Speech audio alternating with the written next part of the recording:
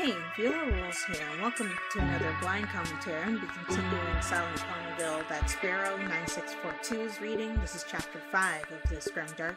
I hope that you guys enjoyed it. I am doing the premiere once again, because I like doing it during the premiere and seeing all the comments. I would display the comments on the screen here, but there's no real way for me to do that, I don't think.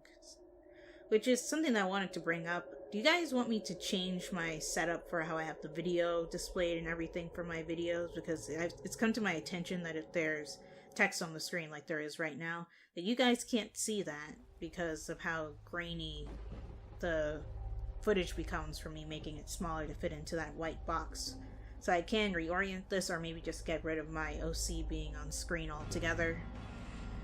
But I don't know, because I kind of like this setup. I just need to find a way to make it work a little bit better. But anyway, let's go ahead and focus on the reading for now. This is chapter 5, and I know I said chapter 5 was the last one. That was incorrect. There are actually 6 chapters to this story, not 5. For some reason I thought there was only 5. And once again, the story takes place between seasons 1 and 2, so any continuity error should be considered a part of an alternate universe. That had not been a restful sleep by any stretch of the imagination. She rubbed her throbbing head as she began to stand up. Her body was racked with aches the moment she tried. She lied back down and took several deep breaths, her senses being hit with the overwhelming stench of decay. She pulled her head away from the ground, coughing as the stench tried to gag her. Her eyes shot open as she tried to look around. However, it was far too dark for her to be able to see anything. Where's her She lantern? fumbled around in her backpack, reaching for her lantern before pulling it out and turning it on. The floor she sat on was a mess of rotting wood and grime. The normal, pristine floors of Sugar Cube Corner had become one with the other world now. She lifted her head up to look around, seeing the walls and furniture were also rotting away. Bodies of ponies hung from the corners of the room. Bad confectionaries were placed on various counters in the shop. Pinkie quickly turned her head away, closing her eyes from the images. She had seen so much of it already, yet it still wasn't any easier to see any of this. She had kind of wished that waking up would have made this whole place go away, as if it were some bad dream. At least I wasn't attacked by a monster. This time. She groaned as she began to stand onto her wobbly hooves. She looked down at the blood-soaked bandages that covered her legs. Images of herself attacking her assaulted her mind, as the events replayed in her mind.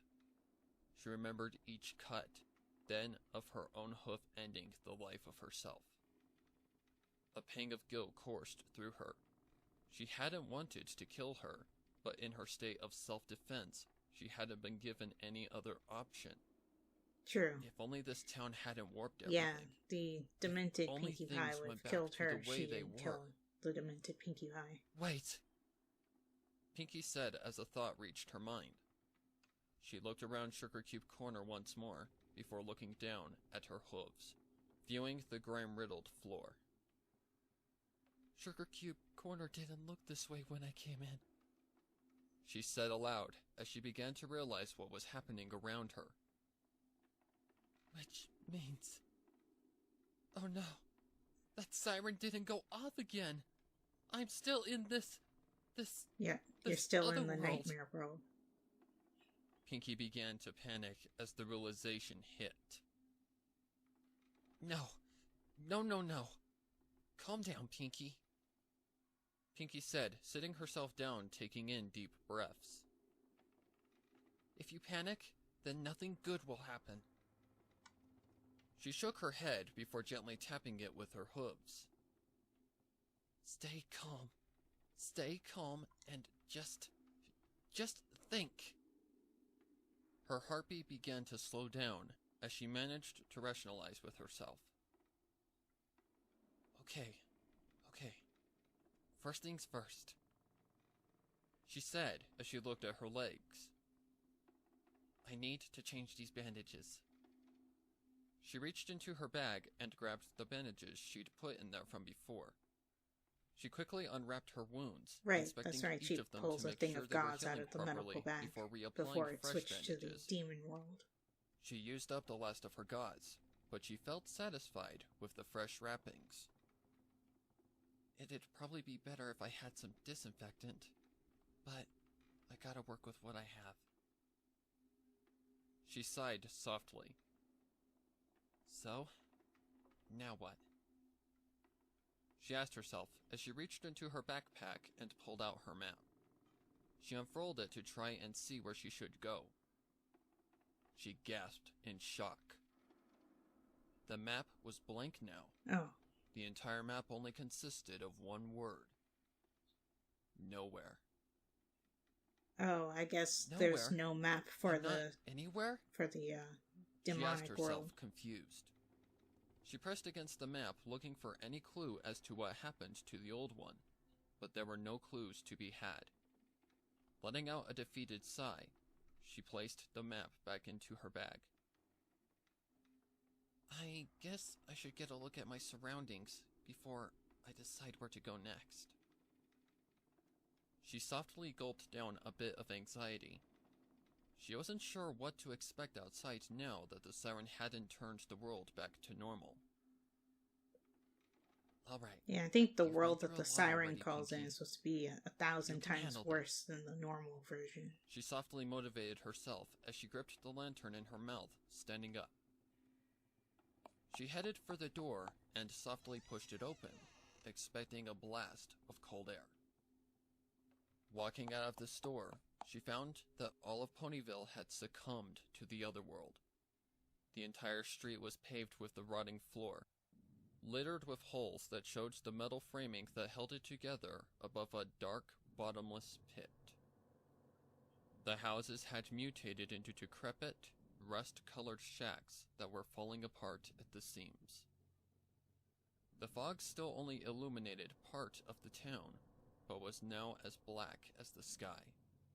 The only light that penetrated the area was that which came from her lantern. She carefully looked around before stepping down from the front steps of the shop. She didn't have any idea of where she should head first. The other version of herself had already dropped any clues, and if she had, she didn't want to go back to find it. Yeah, I don't Suddenly, think Demented Pinkie Pie dropped anything. As the ground shook slightly. She looked at the ground carefully as another tremor passed through, a few pebbles shaking at her hooves. Pinkie's heart began to race.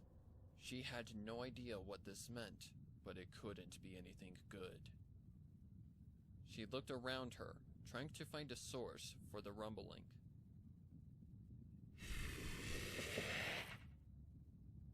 Came the groan of a monster Pinkie had become familiar with.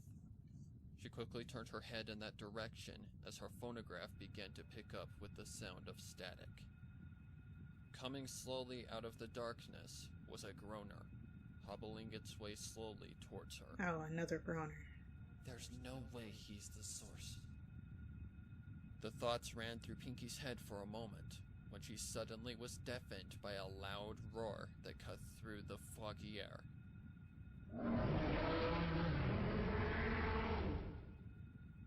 The rumbling picked up its speed, as if the source was now running. Pinkie took a few steps away from the groaner, not sure what she should do. Sparrow says in the chat that this section was very tough for the sound effect mix. To move faster. Yeah, I can see why. Pinkie couldn't help but notice that it looked as if it was trying to escape. But escape from what?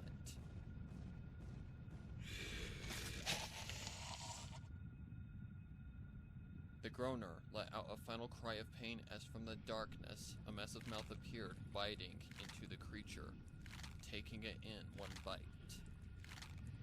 It swiveled its head back up before chomping the groaner in a single bite.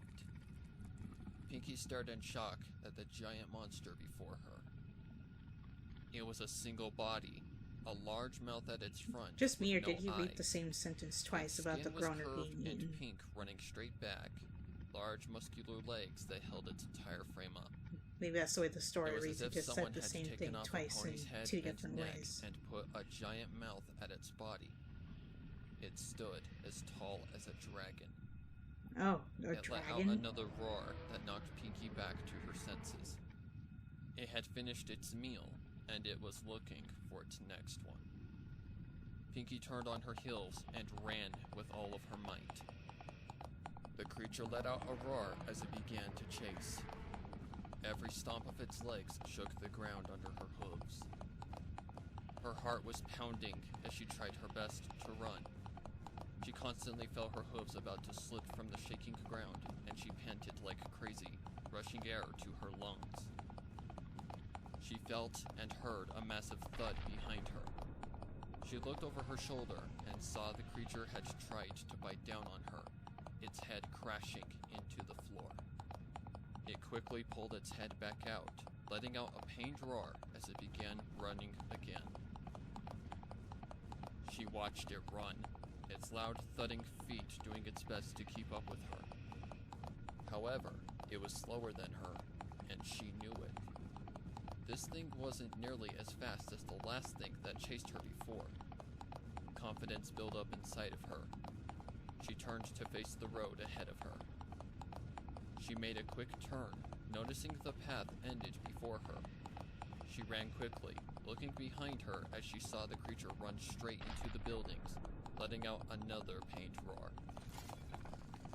I can do this. I can outrun this thing, she thought to herself as she felt her confidence skyrocket. As long as she doesn't run into a dead end. She didn't know what it was, but she could outrun it. She looked ahead of her and saw the rotting town pass by her with every hoof step.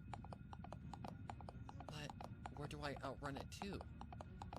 She asked herself, not sure of that answer. She heard it let out another roar as the tremors under her legs began once again. It was coming after her again, but it didn't seem too bright. It was a thing to be feared.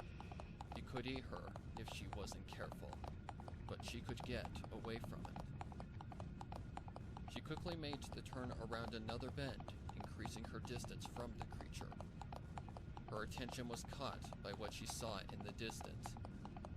It looked as if a giant gate of metal bars had been erected in the middle of the world, cutting off one half of the world from the other. As she ran towards it, she could tell it stretched up into the sky, but couldn't see where it ended. Uh-oh. She looked behind her. The pink monster was slowly starting to catch up as it meshed its jaw and roared for her blood. She looked back at the gate, seeing a normal-sized door open in it for her to fit through. She kicked herself into high gear and charged straight for the door. She slipped through with ease and quickly slammed it shut behind her. She stared through the metal bars at the creature running straight for the gate. She panted as she watched it charge with all of its might straight forward. It crashed loudly against the gate, letting out a wild roar as it came to an abrupt stop. The gate was strong enough to hold it back.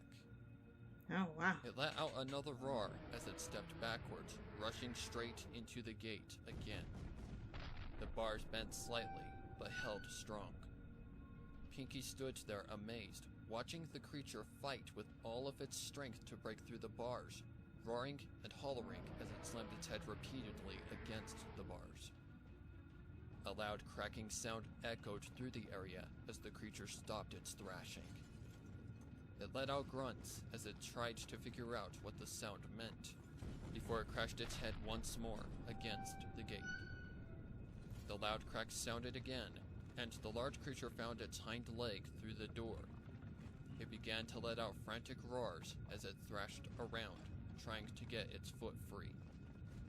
The ground below it cracked and gave way, the creature roaring as it clawed at the metal gate for support. Its giant form soon fell through the ground, its loud roars disappearing into the dark sky as it fell into the bottomless pit. Oh, wow. Okay. Pinky slowly walked towards the area he had crashed into the gate, peeking her head down towards the bottomless pit. The creature had fallen. It was nowhere to be seen or heard anymore. The ground it had stood on continued to crumble away, spreading out towards the town. The whole town was slowly falling into the bottomless pit as well, as if the only place left in town was this area behind the metal gate. Pinky stared at the crumbling town in shock that it was truly crumbling away, yet it almost made her a little happy. The place that had caused her so much torment was slowly vanishing before her eyes. It had left her stranded there, but it was going away. She turned her back from the crumbling town to get a look at where she currently was before letting out another surprised gasp. She hadn't noticed what was actually behind the gate since she was too focused on running. The dirt before her was littered with rocks of all sizes, spread as far as the eye could see. In the center of all the rocks was a wooden house. Oh. Small but quaint, Her with house? a moderate windmill. Is this the rock farm? It was the farm. The place she had lived and grown when she was a foal. The farm? It's not supposed to be this close to Ponyville. Its familiarity and comfort was calling for her. The image of a ghost-like filly appeared before the front door as she ran closer to the house. The little filly ran forward, going through the door to the house. Pinky had to follow it. She quickly reached the front door, opening it and going inside. Inside the living room was a ghostly image of her younger sister. Bellamina stood there, looking at her. Okay, so we get to know more about Bellamina now. Bellamina! She called out, dropping the lantern from her mouth. It hit the ground with a clang, rolling over to the young ghost filly who stopped it with her hoof. I'm surprised you made it all the way here, Pinkamina. Bellamina sat the lantern right side up. I guess I was wrong. I guess you can handle the truth. Bellamina, you're... Pinky started, but stopped herself as she looked at her sister. You're not really here, are you? She said, her cheerfulness dipping as she could see through the ghostly image of her sister. You'll see the truth here. Bellamina turned and pointed, directing Pinky to the stairs to the upper floor.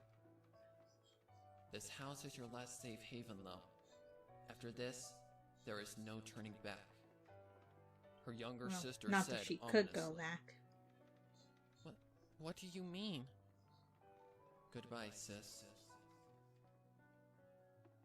Bellamina's last words echoed as her image faded from the living room. Pinky could only stare at where her sister had stood, not sure what to make of what she saw. She felt a pang of sadness, and yet a bit of comfort as well. It was short, it was brief, and it didn't last as long as she had wished it could have, but she had talked with her sister. She walked over to the lantern and picked it up once more with her mouth. She couldn't stop here. Not now. Her sister's last words gave her a boost of strength. A boost that she could use to see this through. She looked at the stairs her sister had pointed to. We're in the final stretch now. They led to the bedrooms on the second floor. She's gonna need that boost of confidence. The truth. I guess it's time to find out what that means. She thought to herself as she took the careful steps up to her destiny. At the top of the stairs, she was met by a wooden door. She carefully pushed it open, revealing a hallway. On the sides of the hallway were 4 square holes with writing below them. She stepped into the hallway when suddenly the wooden door snapped closed behind her. She quickly looked at the door, trying the handle, only to find it locked. She let out a soft sigh as she turned back to the hallway, before almost jumping out of her skin again. The slender pony stood at the end of the hallway right outside the door on the other side. Her heart started beating in her throat as she stepped back against the door that had locked closed behind her. However, the slender pony turned and seemed to phase through the last door, as if it was telling her he was waiting for her on the other side. She took a deep breath as she tried to calm her beating heart. The very sight of the creature was instilling fear into her. She shook her head as she calmed down. My sister said that the truth was here. I have to have faith in her. Pinky carefully got back to her hooves, stepping forward slowly. She said I was ready for it. I've managed to come this far through hell and back. I can handle this. She took a deep breath as she turned to the first hole in the wall, reading the words written under it. Eyes gleamed over. It stalks before striking. Its tail wags in anticipation. Pinky thought it over in her head. The square-shaped hole was just the right size for her to place in one of the tiles she had gotten from Sugar Cube Corner. That's right, she did pick up tiles before. She assumed the riddle meant that she had to put one of them in the slot. She carefully looked inside of her bag and went over the selection she had. A bird, a snake, a cat, and a fish. Okay, obviously that's a cat. This riddle refers to the cat tile, doesn't it? She asked herself, thinking the clue over. She carefully grabbed the tile and placed it into the hole in the wall. The tile began to glow white, spreading out from the hole it was in. Pinky took a step back as she watched the plates spread out into an area the size of a door before her. The light soon faded away, revealing a door in its place. She carefully opened the door, looking inside. It was a single room, almost like a closet. 4 solid walls with no description to them, yet she felt compelled to go inside. She walked into the dark room, closing the door behind her. Suddenly, the flame on her lantern went out on its own. Oh, as she reached out to try and relight it, the room was filled with light. Oh, okay. Projected on the walls were images. I guess whatever's in control Pinky now doesn't want her to waste her lantern. As memories.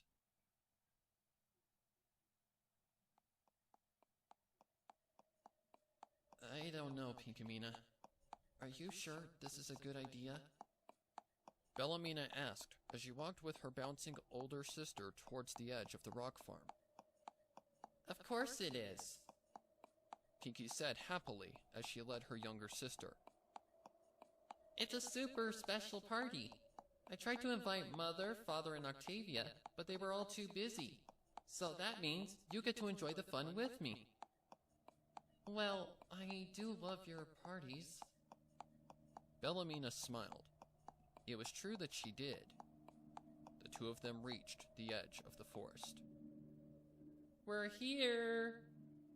Pinkamena called out happily. Who are you talking to? Bellamina asked, confused. Why, the party host, of course. She giggled happily. Bellamina looked confused, but the confusion didn't last for long. From the forest walked a tall colt. His coat was pale and dull gray. His mane was unkempt and was curled into a mess of brown. Oh, okay. He didn't look like he'd had a good bath in at least a week, and most odd of all was that his cutie mark was that of 3 dark red balloons.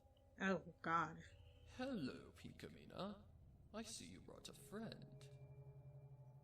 The old colt said with a smile. His voice sent shivers down Bellamina's back. Yeah, I agree with Bellamina. See? This probably is not host. okay. He's going to throw us a super-duper wonderfully fantastic party. Pinky bounced over to his side and pointed at his cutie mark. And see? We both have a similar cutie mark. That means he's going to throw us the best party. Red Pinkamena was balloons very means excited. blood, doesn't it? Oh, of course. I always throw the best parties. Really? Bellamina asked, a little unsure. But if her sister believed in this guy, then he must be all right. Besides, they were going to a party, and parties were always fun. I don't think this one will be. This way. The cult smiled as he turned and walked back into the forest. Yeah, party time! Pinky bounced happily after the cult. Bellomina followed In the slowly premiere chat, after the Sparrow two. said, "Pennywise, is that you?" Yeah, this does feel like something Pennywise would do.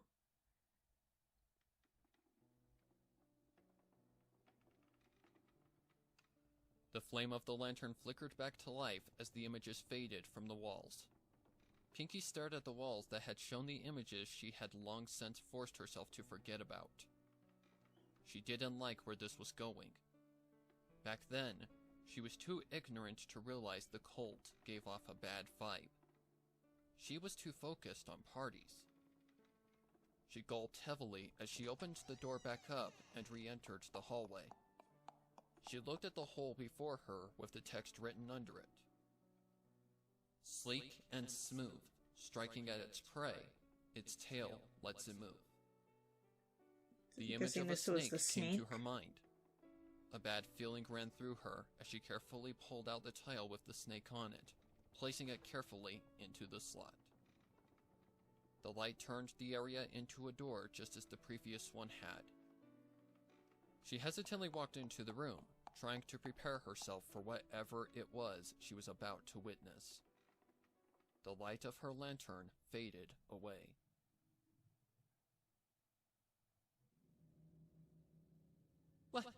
What are you doing to my sister? The young Pinkamena cried from behind the bars of a steel cage.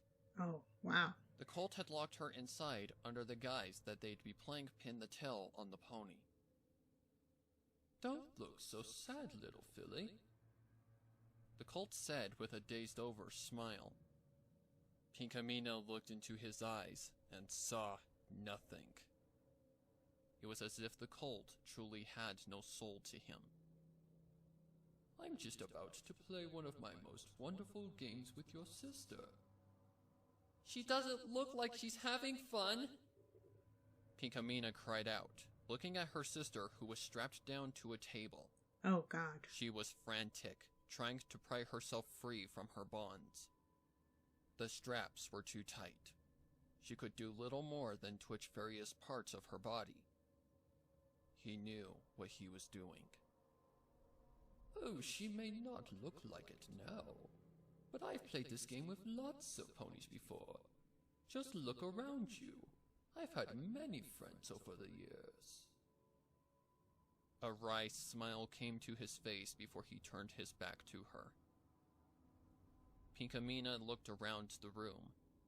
It was the first time she'd paid any attention to it. Suddenly, the horrifying stench of the room was obvious. It was coming from the various states of decay from the ponies that adorned the room. Most were of young fillies with little more than their heads remaining as decorations. The cult had dressed the room up for a party using the bones and skin of the ponies he had killed. Makes me think of the cupcakes thing with the demented Pinkie Pie. Please! I guess that's the reason why that's in this story. Came the hysterical cries Slender from Pony, her sister. I guess, is meant to represent this guy. Attention instantly snapped back to what was happening before her. That's right. Make the noise. It's what I long for.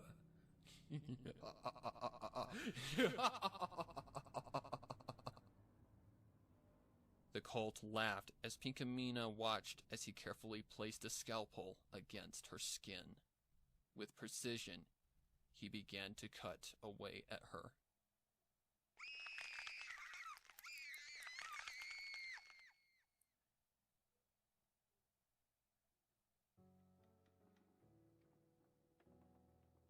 The scream of her younger sister echoed around the room as the image faded. The flame came back to life, illuminating the dark room once more. Tears streamed down Pinky's face like they'd never fell before. Bellomina. She sobbed to herself as she remembered the horrific images of her sister being dissected alive by the cult. She had tossed the memory aside a long time ago. A memory that had been too horrific for her to want to remember. Her precious sister had become nothing more than a plaything for that cult. She hiccuped as she gasped for breath between her sobs. She still had 2 tiles left to go. She had more memories to remember. She had to remember everything that had happened for the sake of her sister. Because we did see before that the police tried to get information out of Pinky, but didn't seem successful about it. She had to probably because she had already repressed the memory. See it all before she could see anything. She very quietly walked to the next section of the wall and read the text below the square hole. Soft to the touch, it soars over its fears. Its tail stabilizes. The bird. Pinky quickly took the tile with the bird on it and placed it into the hole. The door appeared just as it had with the others. She walked inside, staring at the walls as the light once again faded from her lantern.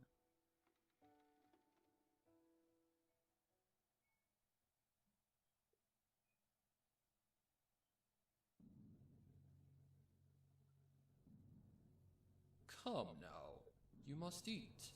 There's no point in letting yourself go hungry. The colt chuckled to himself, his cold, harsh, cutting laugh. Pinkamena had curled up in the back of the cage, having cried her heart out. All that remained of her sister now was the lifeless upper half that was still strapped to the table. She hadn't seen what he'd done with the rest of her after he'd finished. I'm guessing that's what he wants her to eat right now. Here, I even made you this special treat, he said, opening a small hole in the cage, pushing a plate with a cupcake on it. Pinkamena didn't want this treat. Nothing made by this cruel cult could truly be worth eating. Her stomach let out a growl. She hadn't eaten since breakfast, and had been hoping to stuff her face with a feast from the party. See? You're hungry. You should eat. The colt smiled. Pinkamena's body defied her mind as it slowly got up and walked over to the cupcake. Oh God, no. She sniffed the cupcake carefully, but it was hard to smell anything past the stench of decay in the room. She then very carefully licked at the frosting that lay on top of the cupcake. The sweet, sugary taste hit her tongue, almost as if in defiance of what her mind was telling her. Her mind screamed that something was wrong. She very carefully opened her mouth and took a bite out of the cupcake. Good. I'm so glad you're eating. It would be a shame if your sister went to waste. Oh God, I knew it. Yeah, because of the cupcakes. The flavor of the parallel. cupcake hit Pinkamena's senses like a brick. It wasn't a sweet and sugary cupcake. It was salty and chewy, almost as if the main ingredient had been. The colt laughed as he watched the expression on the young filly's face distort. Pinkamena vomited, rushing back to the back of the cage where she coughed and sputtered, trying to get the vile taste from her mouth. The imposing laugh of the colt hit her ears, causing her tears to return. A loud crash was heard from the top of the staircase leading to the basement. The colt looked up surprised, his eyes widening. He suddenly tried to open the cage like a mad beast, as if he absolutely had to reach Pinkamena. He managed to open it as he began to reach a hoof inside, when he was suddenly tackled by another large figure. There was loud yelling, as if there was a fight going on. Another large figure appeared before the cage, reaching to try and grab Pinkamena. Okay, so this is when the police showed up. No! No! Pinkamena cried out as she tried to resist the figure pulling her out of the cage. It's okay. Don't be afraid. That evil cult can't hurt you anymore. The voice that came from the figure was comforting, reassuring. It was nothing like that of the cults. Pinkamena looked up fearfully at the figure as it pulled her out of the cage, holding her in one of its legs. The cult had a white coat with striking red hair. He wore a blue uniform adorned with a blue hat. It's okay. We're the good guys. We've come to take you home, he said with a smile as he moved quickly to get her out of the basement. I was rescued, she said, remembering as the light came back. Yeah, unfortunately, her sister wasn't. Too late. They didn't make it in time to save my sister. Pinky shook her head. I feel bad for Pinky. And that vile trait. Even the thought of the cupcake was making her stomach turn. It's hard to believe any pony could be that cruel. She walked back into the hallway as the thoughts continued to bounce through her head. Okay, we have one more door to go through. Those words I spoke in another memory make sense now, though. After having eaten that, I didn't feel like ever eating again. She looked up at the last hole in the wall. The words underneath it read, "A slick texture, its sustenance for most. Its tail propels it forward." Right, the fish. Pinky carefully pulled out the last tile, the picture of a fish on it, and placed it in the hole. She carefully wiped away a few tears forming in her eyes as the door appeared. She carefully walked through, seeing what the last of her hidden memories had to offer. Pinkamena sobbed into Octavia's coat. The older sister had been doing her best to comfort her younger sister, but no matter what she tried, she couldn't get the filly to sleep. Pinkamena had barely eaten. She refused to sleep, and she constantly was sobbing. Octavia had no idea what it was that her sister had seen.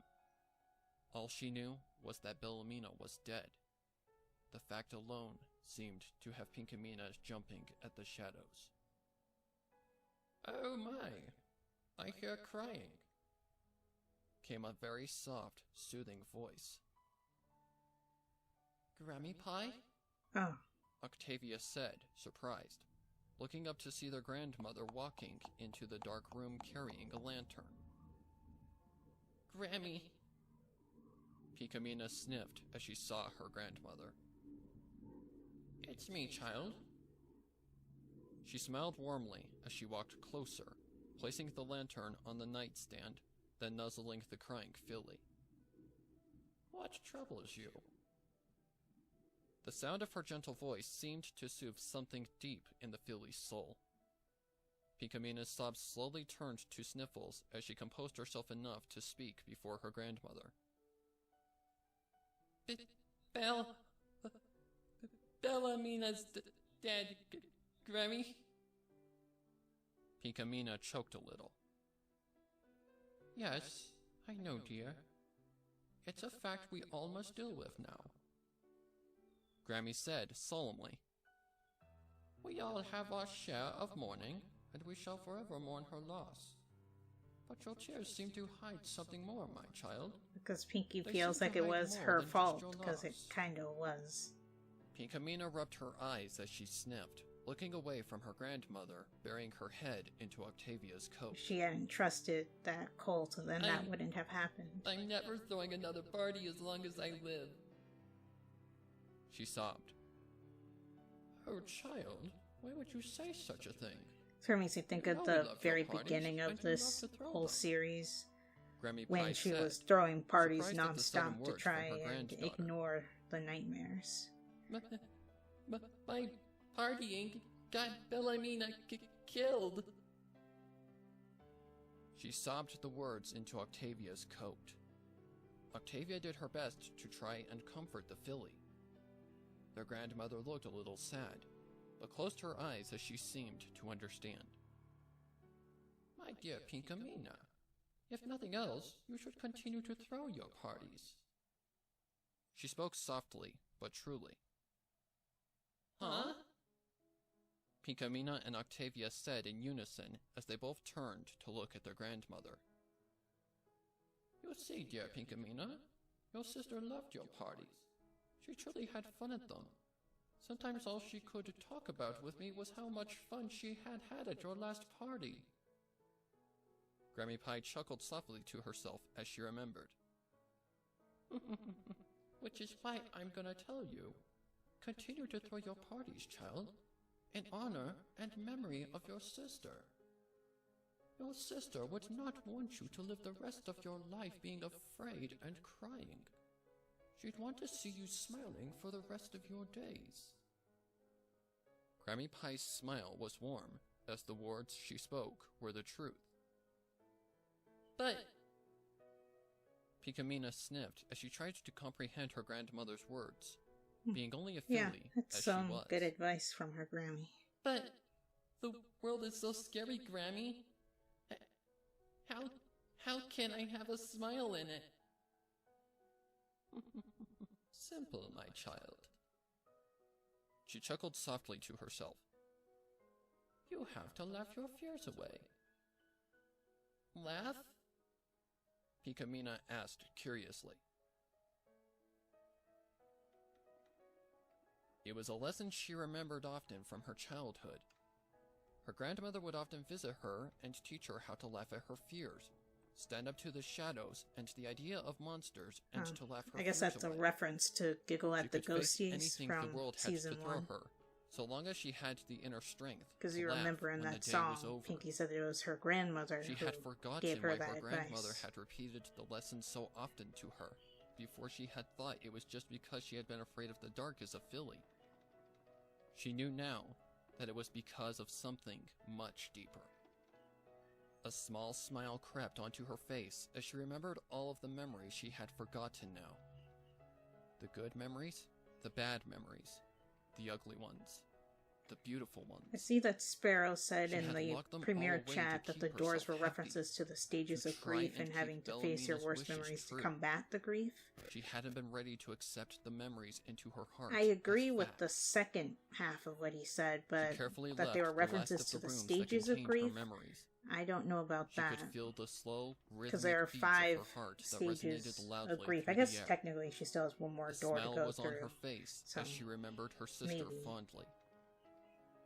So, there's just one last thing to do then, She said as she looked to the door at the end of the hallway. She slowly walked towards it, her resolution holding firm in her heart. She knew what she had to do now. She opened the door, stepping out.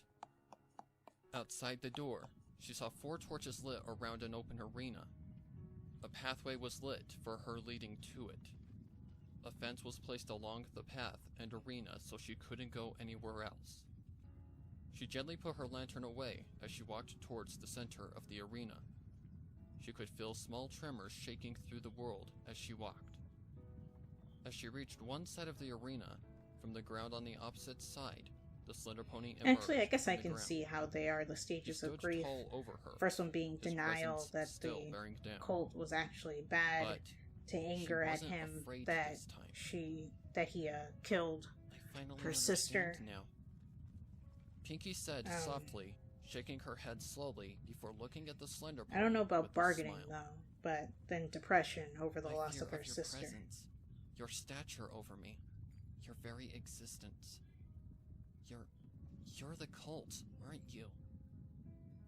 The slender pony just stood there, unchanging from Pinky's words. Well, you're not him exactly, but you're my image of him. She closed her eyes and smiled. Which means I'm not afraid of you anymore. The slender pony began to walk toward her, every step seeming to echo across the arena. Pinky opened her eyes as she watched the pony walk towards her. Her mouth began to quiver as she saw him getting closer. She felt the haze beginning to hit her mind, the phonograph letting out its static. She stood firm where she was, remembering fondly the words of her grandmother, the memories of her younger sister, of her friends back in Ponyville, of the fun she's had throughout her life, thanks to the help of everyone she's ever known gave her. All of them helped her live a life she could say she was proud of. The slender pony stood a few So yeah, feet I guess from her, this would be acceptance if you're going with the 5 stages of grief angle. Her quivering mouth puckered up for a moment before a soft sound came from it. It started off low as it gained its footing in sight of Pinky.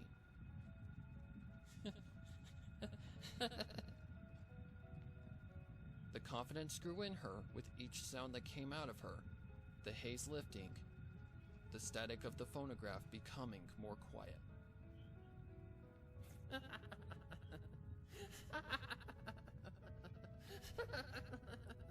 She was laughing. She was laughing at the fear that this pony, no, that this whole town had brought upon her, just so she could become strong enough to face her fears. She laughed, she giggled, she snorted, she chuckled. Yeah, it nice felt like reference it been a to lifetime since she had the laughed actual and let lyrics out a laugh. of Giggle at the She Ghosties. let out so many tears that she'd been pent up for years, so many pains and torments she had kept inside. For the first time in a long, long while, she laughed with all of her heart. A bright light shone from her neck as a golden necklace with a blue balloon gem appeared. Her laughter continued as the light from the necklace made the slender pony jump back, letting out a shrilling cry as it seemed to hurt him. The element The entire of laughter, arena began I to guess. shake with a gigantic tremor as it began to fall apart. All of Wouldn't the that have scenery been a around cool her began concept to fall for into the the show? bottomless pit Each of that them lay being beneath able them. to individually use The their entire world was element crumbling to and shattering defeat around them. villains instead of having to use it The all slender at pony once let as a out huge another rainbow painful beam. roar as he dissolved into the ground, disappearing from Pinky's sight. She calmed her laughing enough so that she could speak. I won't forget you, Mr. Colt. And I don't think I can ever truly forgive you for what you did. But I can move on now. She closed her eyes as she smiled brightly. The golden necklace around her neck shined brightly as it shot a beam of light forward, hitting the air before forming into a door of light. The necklace then vanished, to wait for the next time it would be needed. It's time for me to head home. For real this time. Pinky smiled happily as she walked through the door of light, the last of the world crumbling away behind her.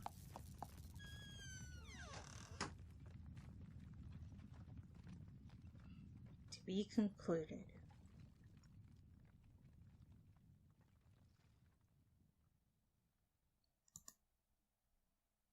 Nice. I thought that reading was really good. I really liked the sound effects and the voice acting and everything was really, really good. But yeah, actually the theory that Sparrow had about it being the stages of grief, other than bargaining, which I don't know how that fits into the 5-door aspect, I do agree with that.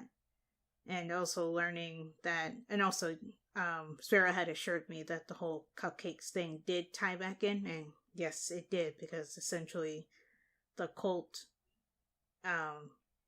baked Bellamina into a cupcake to feed to Pinky, and that's just gross.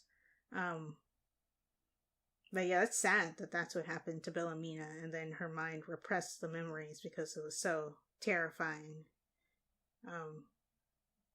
But yeah, I really like this chapter. I'm looking forward to chapter 6 because obviously she's escaped Silent Ponyville, so she'll probably wake back up in Ponyville, explain to Twilight what happened. Because to Twilight, it probably have just been a few seconds. And she'll think the spell will have failed, but Pinky will tell her that it did actually work. And explain to her everything that she went through. But, yeah, I really like this episode, and like usual, Sparrow's links will be in the description, so be sure to check out his channel. And if you guys enjoyed this video, be sure to like, comment, share, and subscribe, and I'll talk to you guys next time.